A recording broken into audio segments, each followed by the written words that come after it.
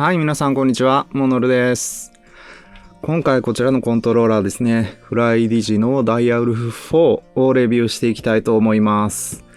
まだまだ国内流通がちゃんとしてなくてですね、フライディジの、代理店よくやっているサイズさんからもまだ発売とかはされてないコントローラーなんで、私はこちらアリエクスプレスで入手しました。もうちょっとね、国内流通がしっかりするまでは時間がかかるかなっていうふうに思うんですけど、ちょっとね、先取りして今回はレビューしていきます。どんな内容かね、まだ全く私も開封していないのでわからないんでですね、一緒にちょっと開封もして、そこからですね、どんなコントローラーなのかっていうのをね、見ていきたいと思います。そしたら、行ってみましょう。はい、今回もですね、モノルの方ですね、ウェブサービスの方でフライディジダイヤル4の各種スペックとか対応機種、知恵の計測結果とかね、載せていますので、こちら、ぜひ参考にしてみてください。で、価格の方は現在 Amazon で7880円ということなんですが、こちらはですね、全く非公式な第三者のね、販売店が販売している価格になってます。技的の方も見たところなさそうだったので、こちらで購入される方はちょっとね、注意が必要です。はい。そしたらね、箱の方をちょっとパッと見ていきたいんですけど、英語と中国語だけでね、よくわからないですね、正直。そうだな、マイクロスイッチのトリガーに変わりますよっていうところとかですね、D-PAD 2.0 っていうね、新しい D-PAD になってるとかですね、そんなことが書かれてますけど、ちょっと開けていきたいと思います。はい。よいしょーっと。はい、開いてきました。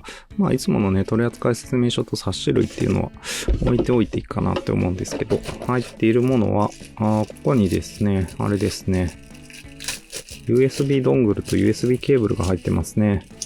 はい。USB ケーブルは、よくあるタイプのやつで、そんなに長くはなさそうですかね。2メーターぐらいだと思います。で、フライシンクダイヤウルフ4って書かれたですね、こんな USB ドングルも入ってます。そしたら開けていきますね。はい。こちら袋に入った本体になります。どうですかね。まず持った第一印象ですね。めっちゃ汚れそうっていう感じがします。なんかね、マットな感じの質感っていうんですかね、サラサラした表面処理がなんかされてるみたいで。こんなね、ちょっと汚れがすごいつきやすそうで、しかも真っ白なんで、これ相当汚れると思います。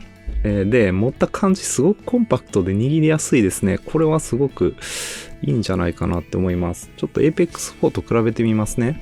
Apex 4と比べても、なんかね、コンパクトな感じがするんですよね。なんでだろう。あんまりサイズ感そこまで大きな違いは多分ないんですけど。どうですかね。ほんの少し大きいのかな、やっぱ Apex 4の方が。よっ。本当にわずかに大きいかもしれないですね。ね。そんな感じしますね。こうやって並べてみるとどうですか？あんまり、でもほんとわずかに大きいような気がします。ダイヤウルフ4ね、めっちゃ持ちやすいですね。なんかこう、特に背面が持ちやすい感じがするんですけど、なんでだろうな。不思議ですけど、やっぱちょっとほんの少しサイズがちっちゃいのが影響しているのか、背面ボタンのね、下側があるからなのかもしれないですね。やっぱちょっとちっちゃいかもな。この辺がね、こっちの方が盛り上がってるような感じしますもんね。とても持ちやすくて、今のところかなり好印象です。ABXY ボタンはメンブレンっぽいですね。はい。フェイスボタンのストローク、こんな感じです。ちょっとストローク大きくてね、この辺りはやや残念かもしれないですけど、十字キーはタクトスイッチですけど、かなり小気味よく入ってくれて、ストロークも短くて良さそうな感じがします。この十字キーもちょっとサラサラしててね、汚れがすごい溜まりそうです。あとはイヤホンジャックなくて、で、背面はこれ、接続モードの切り替えスイッチですね。今一番左で無線ドングルになっていて、真ん中が Bluetooth、一番右が Nintendo Switch モードっていうことみたいです。で、これですね。トリガーストップバッチリついてます。トリガーストップをオンにしてみます。これは素晴らしいですよ。このトリガーストップ相当いいです。これだけのストロークです。しかもめちゃくちゃ軽いです、これ。このトリガーストップはいいな。ちょっと後で分解してどれぐらい耐久性ありそうかとかも見てみたいんですけどね。はい。アナログトリガーこのぐらいのストロークです。これは全然問題なさそうですかね。LB、RB、タクトスイッチですね。で、問題のスティックなんですけど、いいですね。で、ここなんですよね。これが実は、そうですよね。はい。スティックテンションを、ここのリングを回すことで変えることができるっていうね、そういう、なんとね、結構廉価版のグレードのコントローラーだと思うんですけど、これがついちゃってるんですよ。大きいですよね。ただ調整幅はおそらく今触った感じだと Apex 5と比べるとね、ちょっと幅は小さめになってるかなっていう感じはします。で、ちょっとね、見づらいんですけど、ここのね、コントローラー側に目印ですね、メモリがついていて、ここにもね、このリングのところにもメモリがついてます。これをこう回していってですね、で最大のところでここでメモリがね、しっかり止まるっていう、そんな感じに、ちゃんと見えるかな、これ。非常に見づらいんですけど、はい、なってます。今これが一番硬い感じになってるのかな。よっ。これが一番柔らかいですね。はい。で、ここから締めていくと、ここで一番硬くなるって感じです。一番硬い状態で、はい。一番硬い状態で 70g フォースぐらいですね。はい。あんまり硬くなんないですね。純根よりもちょっと柔らかいぐらいまでしか硬くならなくて、一番柔らかくすると、よいしょ。はい。40g フォースまで柔らかくなります。案外一番柔らかい設定でもう全然問題なく使っていけるっていう方多いんじゃないかなっていう気がする。そのぐらいの柔らかさですね。ちょうど真ん中あたりに設定してみました。この状態で、はい、50g フォースぐらいですね。はい、そんな感じです。40、50、70っていう感じのね、重さになります。私は真ん中ら辺で使おうかな。50g フォースぐらいがね、割と無難だったりはするので、両方のスティック 50g フォースぐらいに設定してみました。背面ボタンですね。あと、背面ボタンタクトスイッチですね。場所もすごく良くてね、これは間違いなく押しやすい背面ボタンかなっていうふうには思いますね。しっかりこう中指で押せる感じです。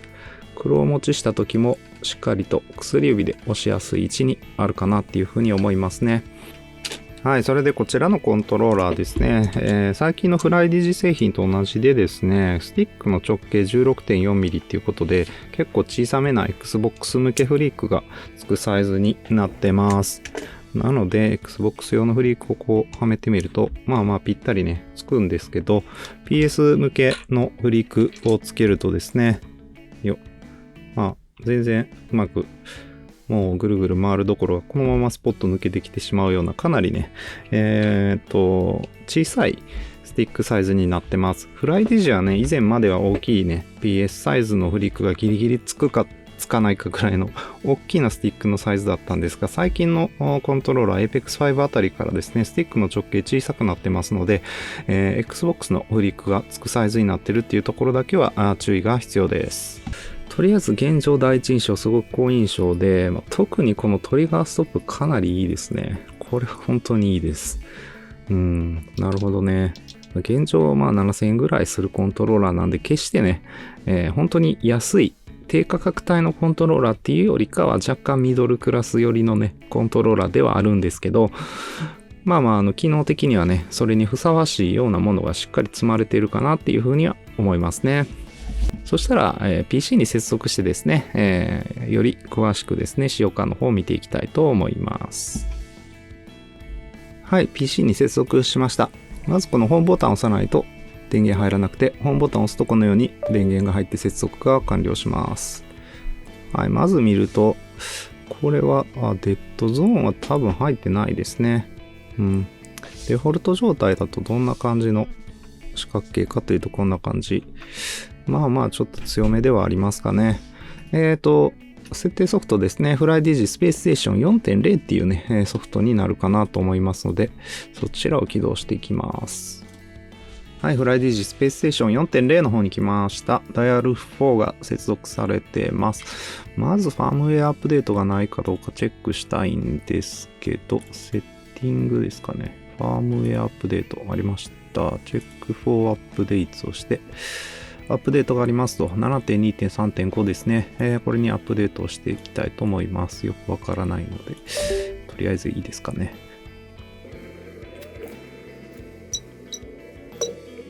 はい、ファームウェアアップデート完了しましたね。はい、そしたらこちら配置1ってやつですね、を設定していきたいと思います。できた。M2 を X で M1 を A にできないんですけど、できた。クリックしてボタンを押せばいいのね。クリックしてボタンを押すと。はい。これで X と A 設定できたので、これでいいかな。で、ジョイスティックの方ですね。サーキュラリティアルゴリズムレクタングルですね。両方この四角形でいいかなって思います。最近はね、私はちょっとこっちで使うことが多いですね。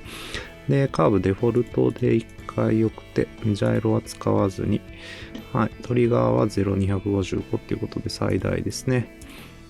これでいいかな。はい。そしたら、セッティングの方で日本語が追加されてますね。これ日本語、FlyDigi スペースステーション 4.0 の方でも日本語が追加されたってことで、コントローラースリープなしにして、スティックのノイズ防止をオフにします。はい。手動キャリブレーションオフ。スティックリバウンドはオフですね。スティック精度10ビット。重心感度中。ターボファンクションはとりあえずオフにしとこうかな。はい。こんな感じですかね。一旦10ビットで、8ビットの方がもしかしたら Apex は強いかもしれないですけど、これでやってみたいと思います。はい、射撃訓練場に来ました。まずセンタリングの具合なんですけど、すごくいいですね。かなりバッチリ決まってる感じがします。ちょっと低感度なのかな。ちょっと打ってみたいと思います。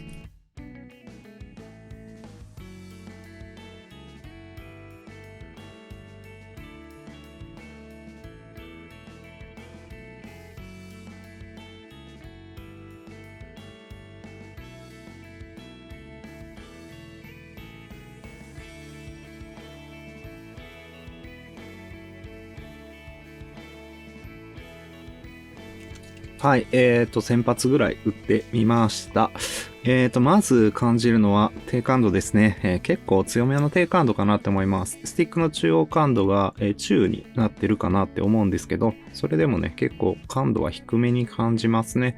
なので、デフォルトでおそらく低感度なスティックになってるかなと思いますので、ちょっと今からスティックをリニア化していきたいかなっていうふうに思います。その他ですね、打ち心地とかね、コントローラーの操作性めちゃくちゃいいんで、スティックだけなんとかしてあげれば相当使えるコントローラーなんじゃないかなっていう気がしますね。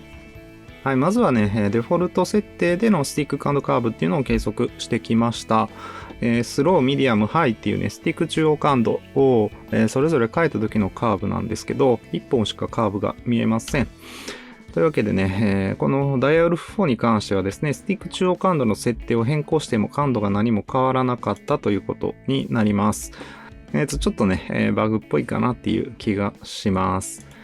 はい。で、こちらがですね、ミディアムとミディアムの、カスタム感度20、23、55の60っていうね、こういう設定、リニア化設定を入れた時のね、グラフっていうのになります。赤色の線がリニア化設定を入れたグラフで、オレンジ色がね、デフォルトということで、まあリニア化をね、ちょっとしてあげて、低感度具合っていうのをちょっとだけ改善させてあげてます。こちらがリニアとの誤差のグラフですね。まあ若干ね、曲線描いてるんですけど、かなりね、リニアには操作感自体ね、近く、できたかなっていうふうには思います。なので、こちらの設定でですね、実際 Apex の方ね、もう一回射撃訓練場行ってですね、操作感確かめてみたいと思います。はい、リニア化したので、もう一度打っていきたいと思います。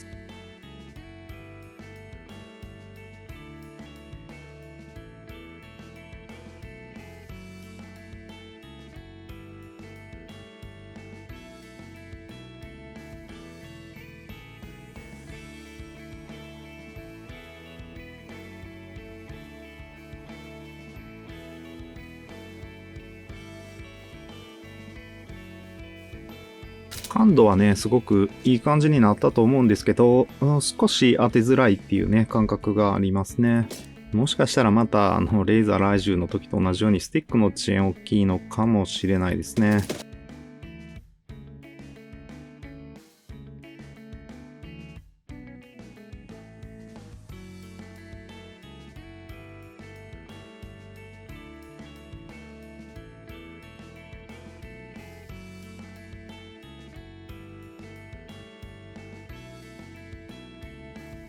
感度はいいんですけど、やっぱりなんか、ちょっとね、スティックの感じ、いまいち、完璧ではないかなっていう気がします。まあ、ちょっと念のために遅延の方を計測していきたいと思います。はい、今回もプロメテウス82っていう方法で PC 接続時の遅延を計測してきました。まずは有線ケーブル接続から見ていきます。はい、この左側の赤い方ですね。こちらが、ボタンの遅延。で、こちらが、水色の方がね、スティックの遅延になってます。ボタンの方の遅延平均 5.07 ミリセカンド、スティックの方の遅延、平均 17.27 ミリセカンドっていうことでした。ボタンの方もね、決して速くはなくて、スティックの方は非常に遅いです。やっぱりこれがね、実際射撃訓練場でプレイした時の感覚っていうののね、原因だったかなっていうふうに思いますね。10ミリセカンド前後ぐらいですね。まあ12、3ミリぐらいまでだったらそこまでひどいっていう感じはしないんですけど、さすがに17ミリセカンドっていう風になってくるとですね、まあ最大20ミリセカンドとかも出たりしてますから、これはね、体感できちゃいますね。遅いです。残念ながらね、これがあまりにもひどくて私はちょっとね、このコントローラーを FPS ゲームで使うっていう気にはならなかったですね。はい。その他の接続方法ですね。まあ、ドングル接続は意外と優秀でですね、ケーブル、有線ケーブル接続と比較してそこまでね、大きく遅延が増えるってわけじゃなかったんですけど、まあ、元の遅延がかなり悪いので、かなりね、スティックの遅延 19.11 ミリセカンドということで非常に良くなかったです。はい。で、Bluetooth 接続の方ですね、は相変わらずね、普通の Bluetooth 接続の遅延かなっていう感じで、かなり遅めでした。Nintendo Switch モード、こんな感じですね。はい。27.16 ミリセカンドと 38.8 ミリセカンドっていうことで、非常に遅めでした。はい、全体的にちょっと遅延の方の成績っていうのは良くなくて、特にスティックの遅延っていうのは非常に気になるっていう結果でした。はい、そんなわけでですね、Apex はですね、ランクではなくワイルドカードだけちょっと試しにやってみました。まあ、やっぱり遅延きついですね。はい。なんでこういうピースキーパーとかですね、常に追い続ける必要がないような武器で戦うのが、まあ、なんとか使えるかなぐらいな感じですね。もう本当に、ゆっくりとエイムを合わせて、ちゃんとエイムがあったところでボタンをね、射撃ボタンを押しさえすれば当たるみたいな感じでね、エイムをしてました。ちょっとですね、まあ P2020 でもちょっと撃ったりしたんですけど、まあそっちでもね、あんまり敵が激しい動きしなければなんとか追っていけるかなとは思うんですけど、まあかなりね、操作感はだいぶ悪いっていうのは間違いないかなっていうところですね。今回ね、そういうわけで、コールオブデューティーとかもね、ちょっとプレイするのはやめておきました。この遅延が解決されるまでは、このコントローラー FPS ゲームではちょっと使えないと思います。はい、そしたら、スト6の方、やっていきたいと思います。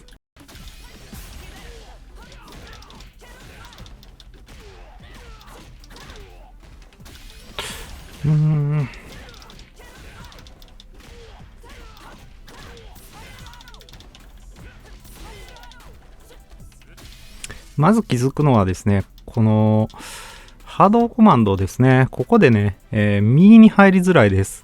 今これ結構右に入力してる感覚になってるんですけど、一度こう下側の斜め下に入力が入るとですね、こっから右に入るっていうのがね、ちょっと入りづらい感じがすごくしてですね、ここまででね、こう、コマンド入力してしまうっていうね、ことが結構あります。なので、ちょっとね、この十字キー意外とですね、Apex 5はそこまで悪くなかったような印象があったんですけど、ダイヤウルフ4に関してはちょっと良くないですね。これはちょっと残念な感じですね。まあ、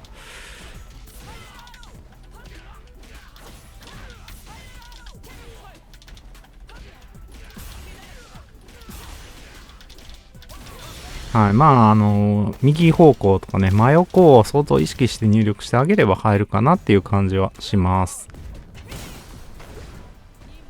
それぐらいですかね。まあ、フェイスボタンちょっとストローク長めってことで連打がしづらいっていうところもありますけど、例えば真空波動コマンドとかもね、相当意識して右側を入れないと、こういう風に化けてしまいますね。こういう風に、ちょっとね、難しいですね、ほんと。これでうまくいくのか。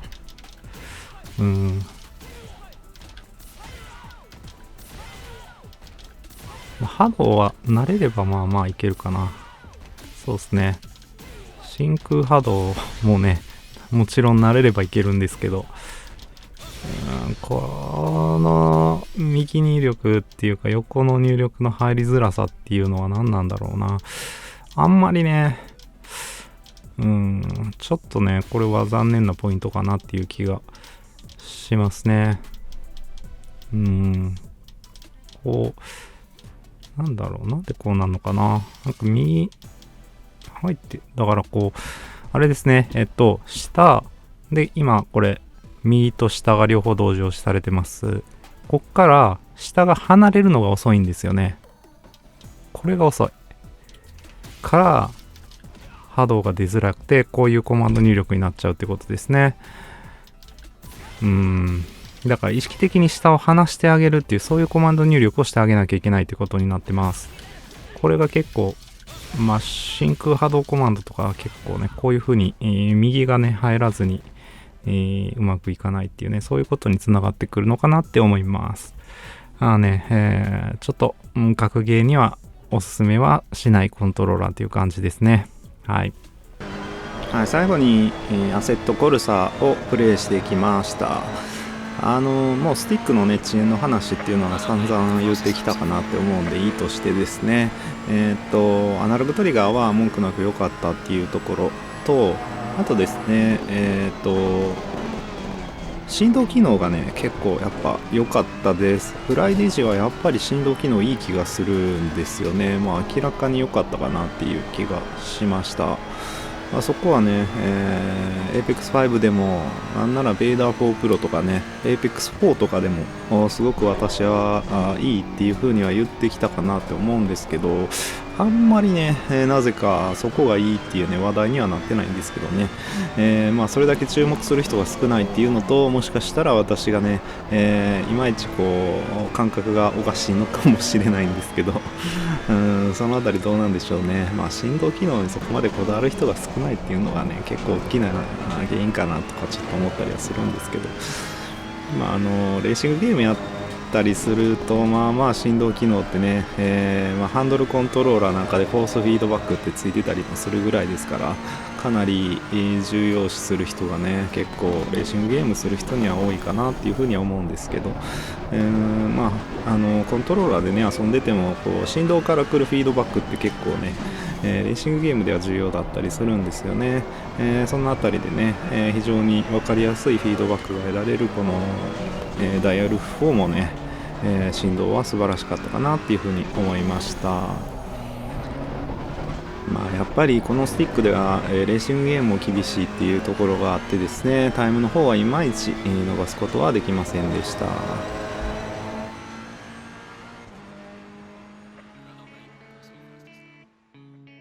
はい、そしたら遅延検証のためにね、分解をやっていきたいと思います。まずはネジ隠しを4箇所外して、で、このネジですね、プラスドライバーで外れるネジを外しておきます。これはすでに外してあるので、バックパネルをね、外していきます。はい。爪が何箇所かあるので、外していってあげますね。よっ。はい。これでバックパネルが外れてきます。はい。トリガーストップのところこんな風になってますね。こういうトリガーの方についたてみたいなものがあってですね。で、このついたてが、ついたてになってるものを使ってマイクロスイッチを押す形で、マイクロスイッチはこういうですね、見えるかな？よいしょ。ちょっと変わったマイクロスイッチになってますね。バネ式のね、板バネみたいなのがついてるようなマイクロスイッチですね。はい。何製かまではちょっとわからないんですけどね。はい。で、1、2、3、4、5、6で真ん中のここの7箇所のネジを外して、フロントパネルを外していきます。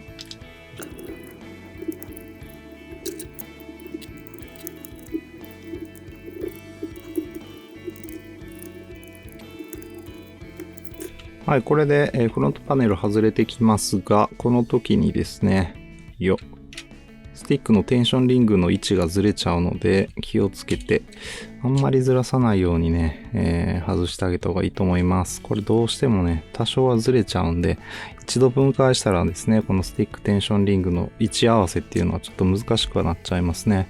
フロントパネル。十字キーのところの作りは非常にいいですね。Apex 5とかでも見たのとね、よく似てるかな。うん。これはまあ、普通に良さそうですけど。はい、基板の前面こんな感じになってます。フェイスボタンはメンブレになっていて、十字キーのところがこんな感じでタクトスイッチですね。はい。スティックはいつものフライディジのスティックモジュールですね。おそらくホールエフェクトかなと思うんですけど、こちらが今まで通り使われてますということですね。はい。そしたら、このメンブレのところでね、Y ボタンを使って、スイッチでの遅延検証とかをね、やっていきたいと思います。はい。PS5 に、ブルックのウィングマン FGCVX を経由してですね、接続した時の遅延を計測していきました。その結果こちらになってます。フライディジダイヤル4は、平均 68.46 ミリセカンドっていうことで、だいたい 0.8 ミリセカンドぐらいの遅れっていうことで、こちらのね、遅延はボタンの遅延になってるんですけど、そちらは結構優秀だったかなと思います。ただですね、やっぱりこれスティックの遅延が大きいので、ここにさらにね、上乗せでかかってきてしまいますから、かなりね、やっぱりPlayStation 5で使うっていうのにもね、あまりちょっとおすすめはできないかなっていうふうに思います。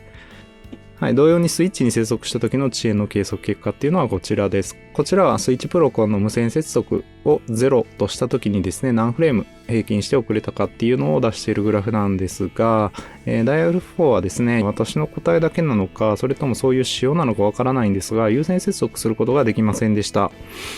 Bluetooth でね、接続した時の遅延の計測結果は 0.36 フレーム差ということで、こちらは結構遅めかなっていうふうには思いました。これもね、ボタンの遅延ということなんで、スティックの遅延だとかなりね、これよりも遅れてくるかなっていうところでですね、やっぱりスイッチオートにも全くおすすめはできないかなっていうふうに思います。いやーね、結構私もね、東京ゲームショウで見た時からすごく期待していたコントローラーだったんですが、このスティックチェーンはかなり厳しかったですね。ものすごくポテンシャルのあるパッケージングのね、商品だなっていうふうには思うんですけどね、トリガーストップもほんと素晴らしくてですね、背面ボタンも2つついていて、これならね、かなりいいんじゃないかと思ってたんですが、価格もやや、ちょっと上がり気味っていうところでですね、まあ3、4千円で買えるコントローラーであればですね、ギリコのスティック遅延でもね、許せるかなってところがあったんですけど、それでもちょっとね、FPS ゲームで使うのはきついかなっていうところなんですけど、まあ、このね、おそらく、6000円は絶対超えてくるかなっていうふうには予想はしてるんですけど、その価格帯でこの内容っていうのは、もうちょっと厳しいっていうふうに言わざるを得ないかなと思います。ライバル機種としてね、ゲームサーのノバ2ライトが挙げられるかなと思います。あちらもトリガーストップと背面ボタンついてるんですけど、あちらはね、トリガーストップがこうマイクロスイッチになるんじゃなくて、ストロークが短くなるだけのトリガーストップだったりしてね、ちょっとだけスペックは劣るんですけど、スティックの遅延はあちら10ミリセカンドちょっとぐらいということでね、こちらよりもだいぶ優れていてですね、実際ゲームをプレイしている感覚ではね、全然ノバ2ライトの方がすんなりね、使えるかなっていうところでですね、私は低価格帯っていうね、このコントローラーを言っていいのか微妙なところなんですけど、低価格帯のコントローラーでは圧倒的にゲームサーのノバ2ライトをおすすめします。はい。ちょっとね、残念な結果になったフライディジダイヤル4なんですけど、このスティックの遅延はね、ぜひファームウェアアップデートとかで改善してほしいなっていうふうには思うんですけど、それができるのかどうかというところも含めてね、ちょっと今後見守っていきたいかなっていうところではあります。はい、それで私はこちらのモノルっていうウェブサービスの管理にもやってます。今回のフライディジダイヤル4ワイヤレスコントローラーの様々なスペック情報とかですね、価格とかも常時更新していきます。はい、いろんなコントローラーのスペックとかをね、載せてたりするので、ぜひね、こちらのサイトの方も利用してください。本当にこの口コミっていうのがですね、活動の力に一番なるかなっていうふうに思うぐらいですね、もちろんね、動画視聴とかですね、高評価とかもいただけるととても助かるんですけど、この口コミっていうのもものすごく助かりますので、ぜひね、協力をいただけたら本当にありがたく思います。ぜひ口コミの方よろしくお願いいたします。はい。今回の動画が参考になったと思ったら、高評価とチャンネル登録の方もぜひよろしくお願いいたします。はい。以上、モノルでした。今回もご視聴ありがとうございました。また次回の動画でお会いしましょう。バイバイ。